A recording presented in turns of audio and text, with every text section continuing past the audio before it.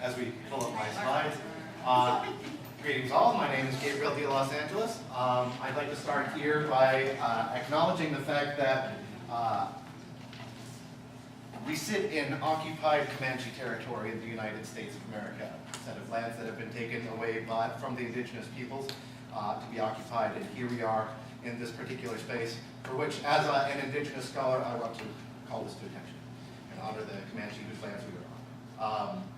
I am a member of the Snoqualmie tribe, which exists over in the Pacific Northwest, and I am the son of Chief Andy de Los Angeles.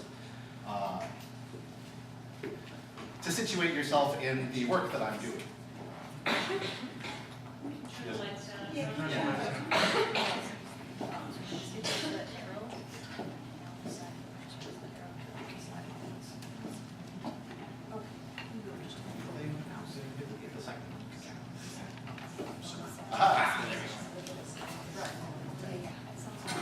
So I'm here to talk to you about a specific program that I got to be involved in, which was a STEAM program that we run during the summertime. STEAM, for those of you who don't know, stands for Science, Technology, Engineering, Arts, and Mathematics, where we are looking at art science, the inflections of art and science together as a cultural space. This was a program that was developed with other learning scientists at the University of Washington, led by Dr. Megan Bang under an NSF grant on emergent meaning making in art science, which had multiple sites. But I'm going to focus on just a site that I was working on over on the West Coast. As an Indigenous scholar, we have a lot of work. A lot of work that goes into the thinking about nature and culture, and I'm going to bring up in particular this idea of nature-culture relations. And for us, in the theories that we're working through, nature-culture relations grounds, or the constructs of nature and culture, ground nearly everything that society is given to, at least in the frameworks that we're working through. Save your arguments for a little bit later. As a linked construct. So, for the idea of the nature-culture divide, which we see situates itself within Western culture, we as an indigenous sense of peoples who are coming together in this space, working with indigenous youth, work on nature-culture relations. So the whole idea of this divided boundary between nature and culture, for me, paralleled very strongly with a concept of a particular couple of scholars around here called LEAD. Some people who might be running some of these organizations. And so the very nature of the work of the examination of LEAD was situated in a way that we wanted to dissolve the nature-culture boundary through player and character interactions. Through this as a methodology, we used ethnographic research, a lot of cameras. And we had methodologically like 2 handheld cameras and 5 point-of-view cameras mounted on players and staff throughout a set of 5 scaffolded activities. And so, again, this is a program that was based in non-role players. So these are kids and staff members program, people who are familiar with my work, but yet not really learners. We did this in a park that we've been doing this project in for the last couple of years, called Discovery Park. Fantastic place. If you ever been to Washington, go explore it. It's huge. In which that we were examining the relationships between our plant and animal relations as we discuss them to create and immerse themselves in a complex local plant ecosystem. This was a free-form LARP that was ran in 2015. And again, this were Seattle urban native population. And I was working with foster kids as well as kids that were within non-foster home situations. So we had a wide variety of kids of a Seattle urban indigenous population. That meaning they were also from local tribes, but they were also scattered members of other tribes. We had 30 young participants and adult staffers and parents that were involved with this. And really, this was all situated, again, within a larger program of a week-long program. And I only had 5 events, 4 of which were actually scaffolding the kids through the practice of role play, which you can read about much more deeply within the context of the paper that I wrote. The big question about the camp, which everything that was brought out from, was how can we live respectful, reciprocal, responsible relationships with our land, water, and communities. And that was the driving question that moved everything that we did. That question in and of itself was placed within a larger concept of indigenous knowledge systems, and they were all culturally based. And when I say that, I mean that we started with our days with song, we started our days with stories, and all of our activities and all of our designs were based off of either creation stories or other forms of cultural stories that came in. We had one of our local storytellers by the name of Roger Fernandez, a slalom scholar, who's been a very, very important storyteller within our region. And I say these words and these names and these tribes in particular because this is the genealogy of the work that indigenous methods and indigenous research are situated in. The importance of the names, the places, and the people which guide and ground everything that we do. So overall, my question that drove just my tiny little portion of the entire program, how can Ecological, as a form of agent-based modeling of more than human actors, things that weren't human, deepen respectful, responsible, reciprocal relations with our lands, waters, and communities, to take up that bigger question. So, all the scaffolding and information aside, there were really, I want to get straight into the preliminary findings, because that's really where the meat and the fun happens to be, right? So, in doing this, there were, again, 5 little scaffolds that I went across. First, starting with a story called Grandmother Cedar, in which there are 2 actors within the set of the story. Again, it's all part of the paper. But the whole notion of and how Roger told that story involved embodiment and embodied cognition. So I used that as a diving board into getting kids to play one set of ecological perspectives, specifically within Cedar. Cedar for my tribe and for my area are particularly important plants, very sacred, as well as utilized for multiple things, not just something to burn, but also the things that make our homes, things that make our clothes. There's also used as medicine.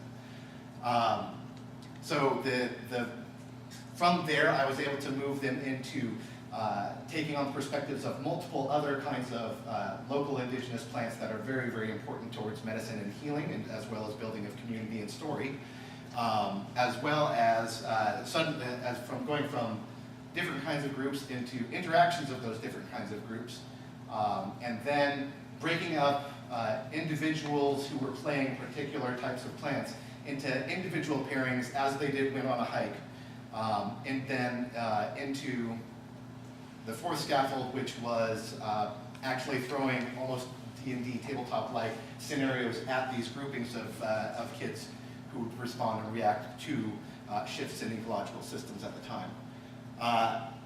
This all rolled up into one giant 2-hour role play session on the last day of the camp,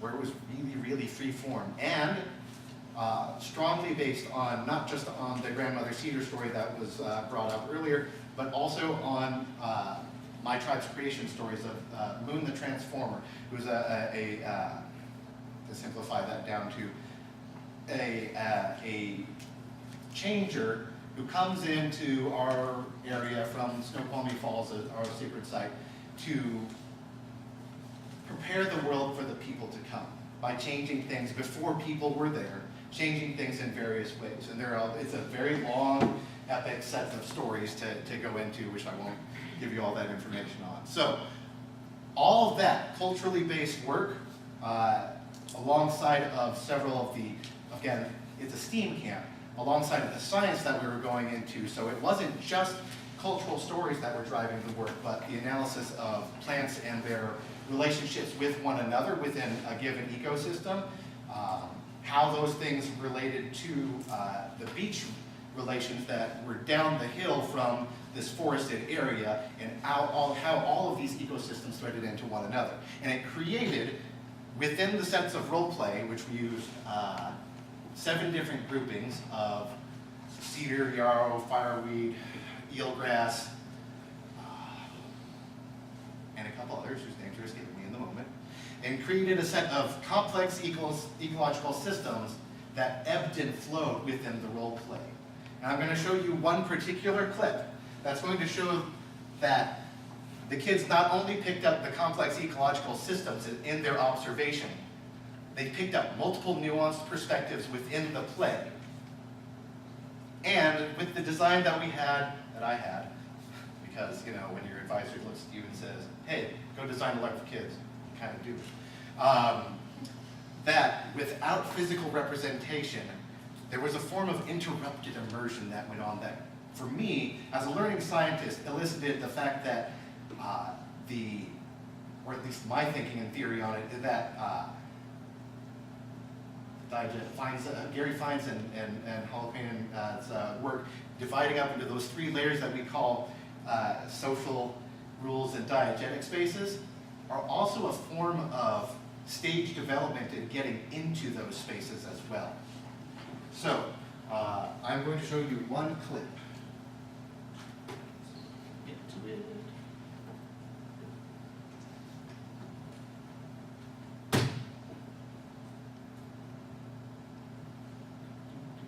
Entertain yourselves while I look up the file.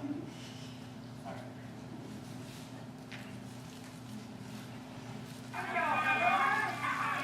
What are you?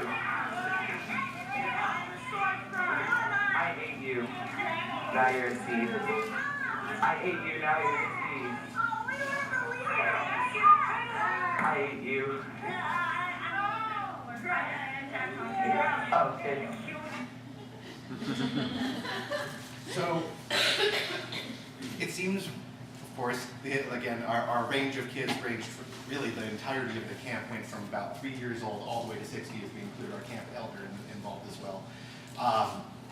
And this one clip shows a multiplicity of things going on that are astounding for not just the littlest kids, but there are a lot of things within learning and development that don't account for the possibility of this kind of learning happening for the people of this age.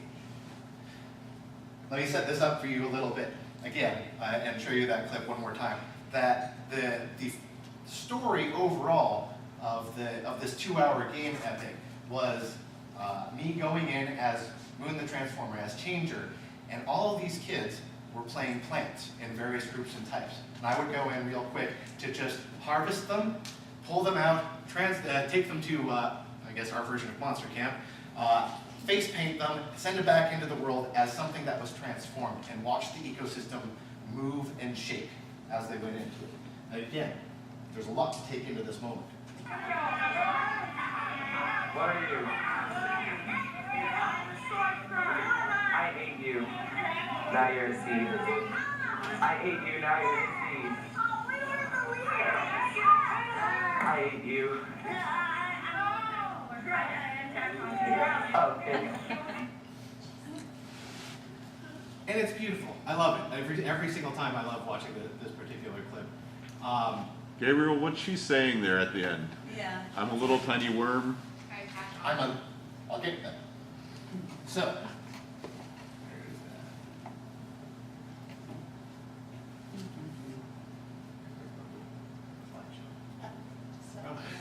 okay.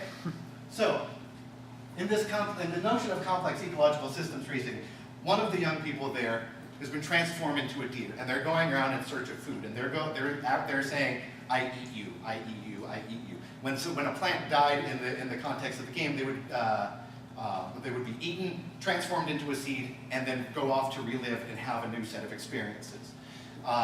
So this one kid finds a group of swordfin, starts eating them one by one, like you saw, and one of the other kids responds with, "No, I'm a little tiny spore, and I attach onto you."